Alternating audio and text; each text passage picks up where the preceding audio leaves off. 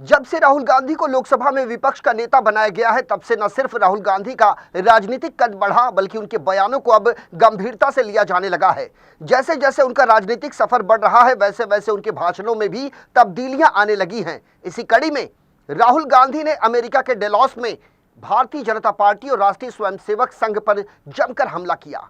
उन्होंने टेक्सास में यूनिवर्सिटी के छात्रों को संबोधित करते हुए राष्ट्रीय स्वयंसेवक संघ के विचार और कांग्रेस पार्टी के विचारों का जिक्र किया। उन्होंने भारतीय जनता पार्टी की कई खामियां बताई, तो वहीं कांग्रेस पार्टी की उपलब्धियों को गिनवाने में राहुल गांधी ने कोई कोर कसर बाकी नहीं रखी। नमस्कार, आप देख रहे हैं डीसी न्यूज इंडिया और मैं हूं आपके साथ संजय मिश्रा। लोकसभा में विपक्ष के नेता राहुल गांधी ने अमेरिका के टेक्सास में यूनिवर्सिटी के छात्रों के साथ हुई बातचीत में कहा कि आरएसएस का मानना है कि भारत एक विचार है और हमारा मानना है कि भारत विचारों की बहुलता है। हमारा मानना है कि सभी को भाग लेने की अनुमति दी जानी चाहिए, ख्वाब देखने की अनुमति भी दी जानी चाहिए और उनकी जाति, भाषा, धर्म, परंपरा या इतिहास की परवाह किए बिना उन्हें स्थान दिया जाना चाहिए। राहुल गांधी ने भारत में हुए लोकसभा चुनाव का जिक्र करते हुए इंडिया गठबंधन बनाम एनडीए की लड़ाई के बारे में बताया।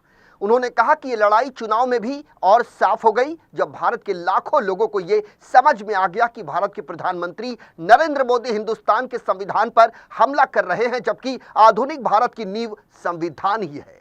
अमेरिका में छात्रों के साथ बातचीत के दौरान राहुल गांधी ने महिला सशक्तिकरण की भी बात की।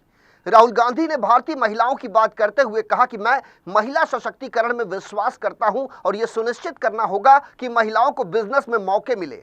यदि वे अपना खुद का बिजनेस शुरू करना चाहती हैं, तो सरकार को चाहिए कि उन्हें आर्थिक रूप से सहायता प्रदान करे और महिलाओं के लिए भागीदारी को आसान बनाने की दिशा में काम करे।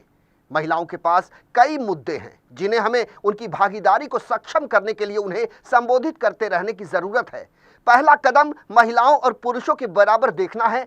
यह स्वीकार करना है कि वो सब कुछ कर सकती हैं जो एक पुरुष कर सकता है और उनकी ताकत को पहचानना वक्त की जरूरत है।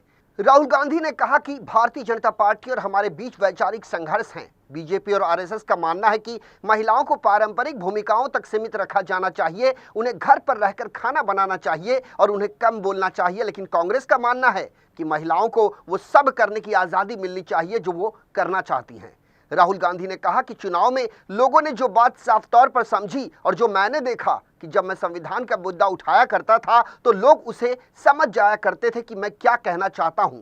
राहुल गांधी ने कहा कि लोकसभा चुनाव के दौरान लोग ये कहते पाए गए थे कि भारतीय जनता पार्टी हमारी परंपराओं पर हमला कर रही है, हमारी भाषाओं पर हमला कर रही है, हमारे राज्यों पर हमला कर रही है, हमारे इतिहास पर हमला कर रही है।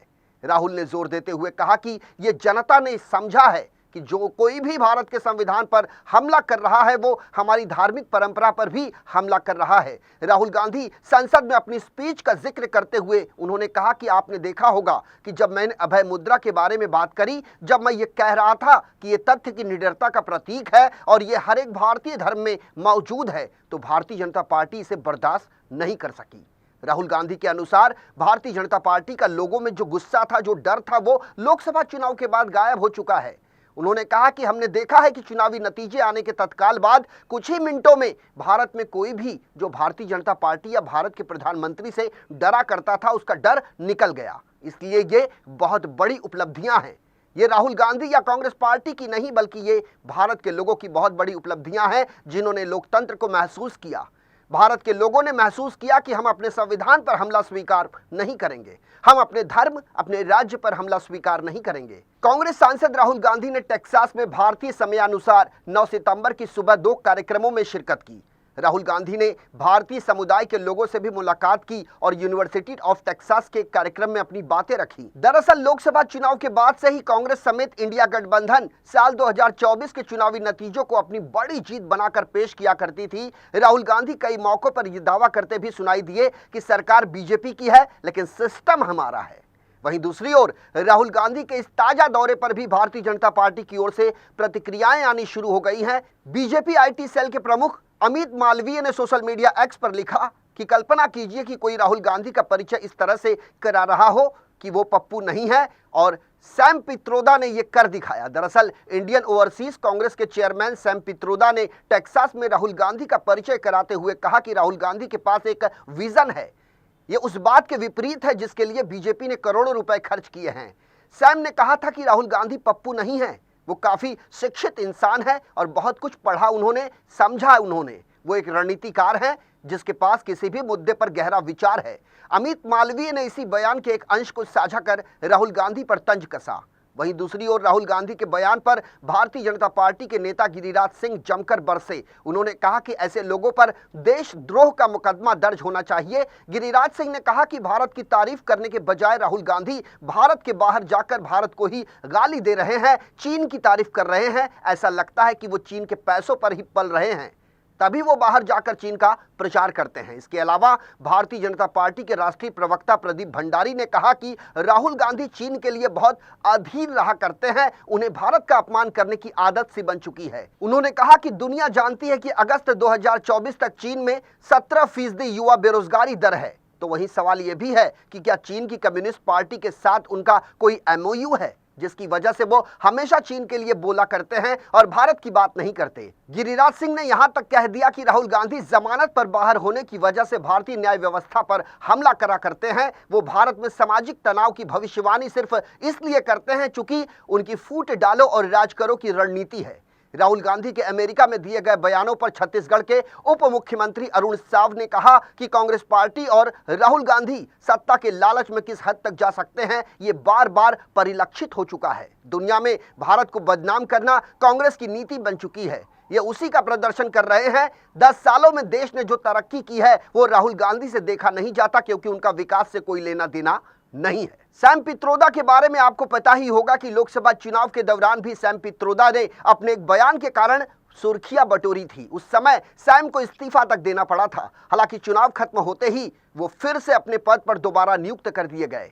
दरअसल सैम ने मई 2024 को एक इंटरव्यू में कहा था कि हम भारत जैसे विविधता से भरे देश को एकजुट रख सकते हैं, जहां पूर्व में रहने वाले लोग चाइनीज जैसे दिखा करते थे, पश्चिम में रहने वाले अरब जैसे दिखते हैं, उत्तर में रहने वाले मेरे ख्याल से गोरे लोगों की तरह दिखते हैं, वहीं दक्षिण में रहने वाले अफ्रीकी जैसे लगते हैं। लेकिन इससे कोई फर्क नहीं पड़ता चूंकि हम सब भाई बहन हैं। कांग्रेस सांसद और लोकसभा में नेता प्रतिपक्ष राहुल गांधी इन दिनों 3 दिन की अमेरिकी यात्रा पर हैं।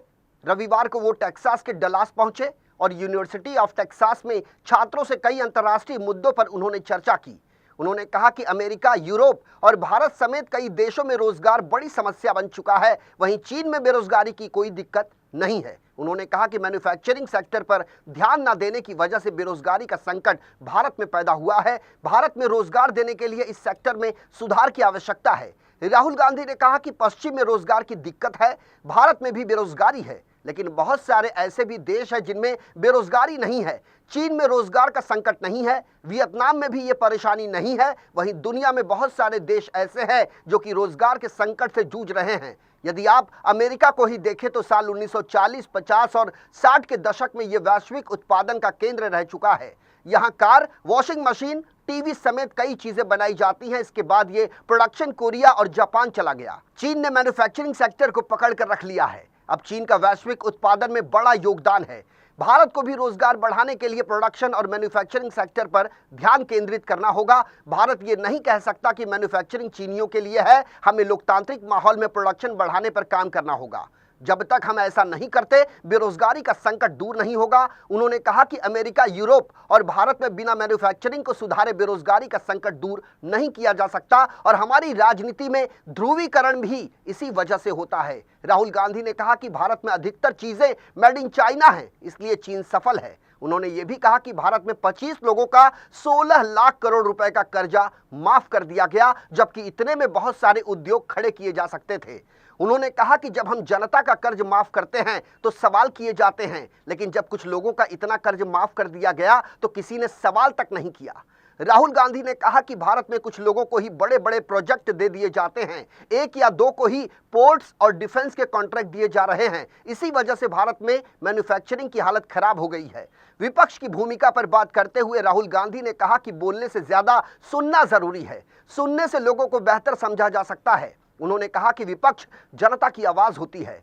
संसद युद्ध क्षेत्र की तरह होता है जहां शब्दों से लड़ाई लड़ी जाती है, लेकिन जरूरी है कि यह समझदारी और संवेदनशीलता के साथ हो। राहुल गांधी ने कहा कि देश में संवाद के रास्ते बंद हो गए थे, इसलिए भारत जोड़ो यात्रा की शुरुआत की गई। उन्होंने कहा कि 4000 किलोमीटर की यात्रा की जरूरत इसलिए पड़ी क्योंकि संवाद नहीं हो पा रहा था।